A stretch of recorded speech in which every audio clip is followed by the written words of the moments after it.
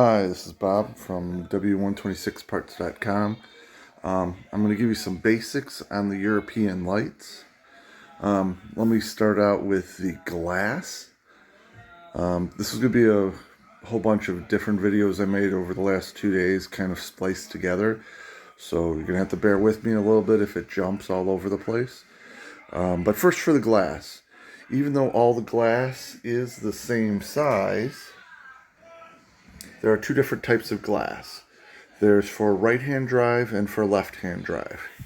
Anything where the last two numbers end in 81 and 82 is going to be for the left-hand drive car, which is a USA car.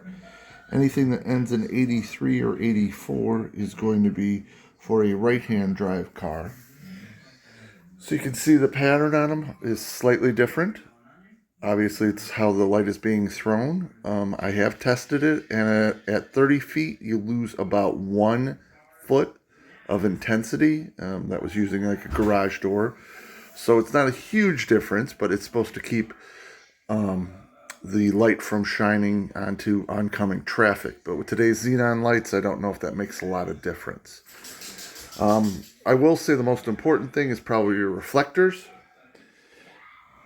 This is a good reflector from one of the 126s or from one of the SECs. Now I have had them, they're not chrome. This is actually 30% brighter than chrome. It's a silver vapor. There's a company that does silver vaporing. The problem is, over time, it tends to yellow. Now if you use some polish like you use on your silverware, it becomes, silver looking again. The problem with that being is that you're going to have to do it again in the future. Again, I've stated a lot of the lights I get just aren't workable. For example, this one, they didn't have a bracket underneath, and eventually it just cracked and pulled itself away. Some of them online, they look great, but then you get them, and again, they're useless. Some of them, once water gets in, you get rust all over the place, and it especially rusts on any of the reflectors, as you can see on, let's see, this one right back here.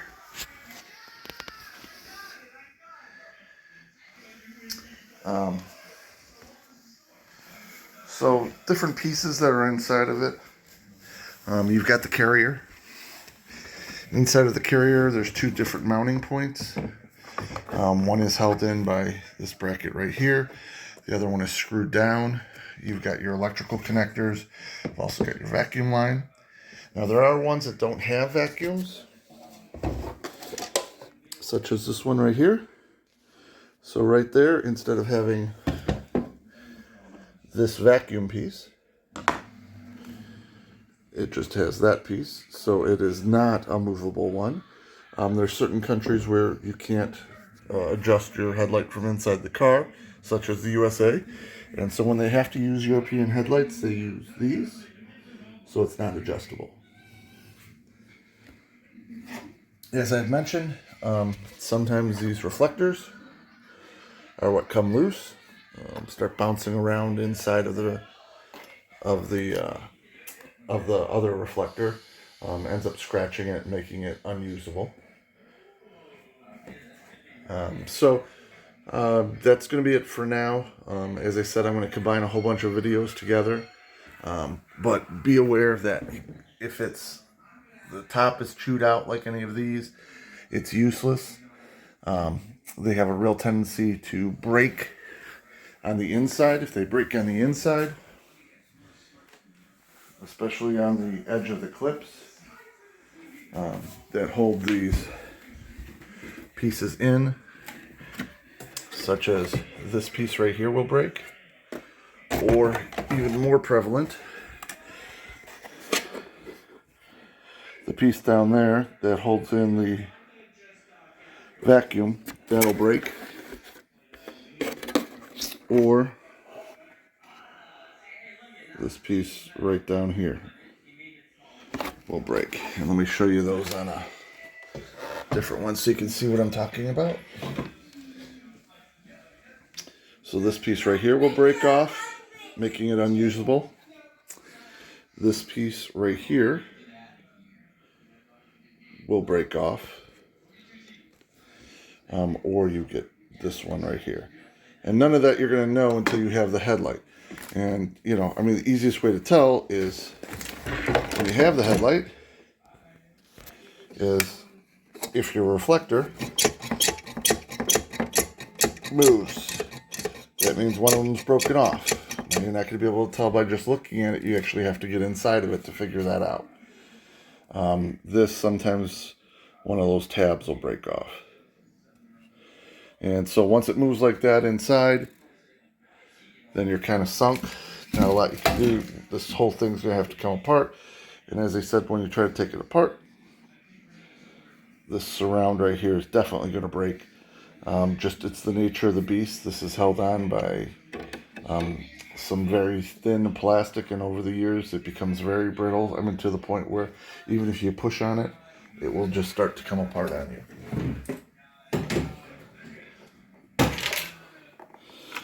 That's all I got for now.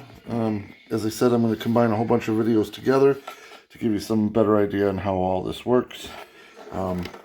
And why these are so expensive, and why there's so many of them I have to take apart, try and fix, and put them back together. Thanks. Hi, this is Bob from w126parts.com. I'm actually going to start with one of the reasons why it's so difficult to ship these. This was double boxed. The gentleman did a really nice job of boxing it. You can see that he put extra padding in the front, and the whole thing was bubble wrapped. The box retained its shape, but you can hear there's something loose inside of it. And what that is from is the surround that is on it is always very brittle, along with if it gets hit by any kind of force with an immediate stop, it could pop the reflector loose. This will just be some brief short videos. I've noticed that the inner carrier that holds the reflector, there's two different types. There's this type, and then there's also this type, which is much smaller. This seems to be the later type. The connecting points are the same, but I find that this one has a tendency to break much more than one of these.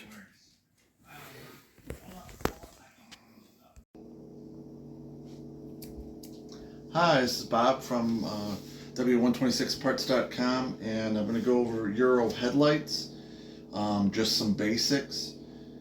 To begin with, you know, everyone wonders why they're so expensive, and to get a good set, it is expensive because you have to go through so many bad sets.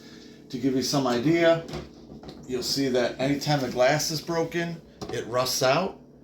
All right, this is not chrome. This is a silver. It's a silver vapor. It's about 30% more reflective than chrome. Unfortunately, nobody does this anymore, at least nobody I can find. When you go to the silver replating companies, they give you something, but it doesn't hold up. It turns gold over the time. Second, if people do not put the brackets underneath the lights, this is what happens. When you get in an accident, it yanks out the two mounting points. So therefore, it pulls up the top, which allows it to rust on the inside. As I had mentioned, sometimes you get lights that look really good, but when you get them, you hear that there's loose stuff inside.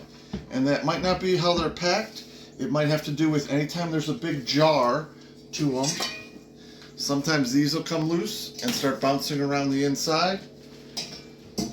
But more than likely what ends up happening is you're very, very brittle from being deplasticized. Surround that goes around the whole thing comes apart, and then it just whips around on the inside and it churns itself into some really small pieces. Let me take a minute and just show you how you get one of these things apart. First thing you need to do is get the rubber out. To get the rubber out, you're going to push down on it, and it's going to start to come out.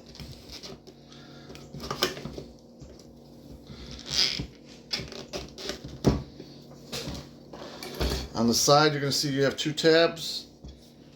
And push those down. And on the bottom, it just pulls out. So there's your rubberized piece. Next, you're going to have these clamps. Don't go from the glass side. You're going to come from this side. You're going to pull them out so they pop off.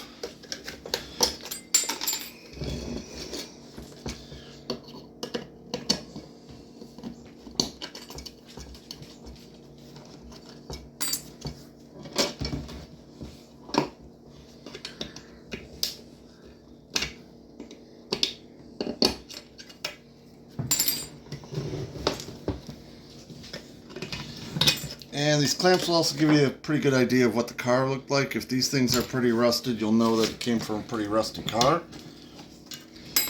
Once you get those out, your best bet to get the glass off is to go around the outside and gently pull it out. You can find the glass is one piece.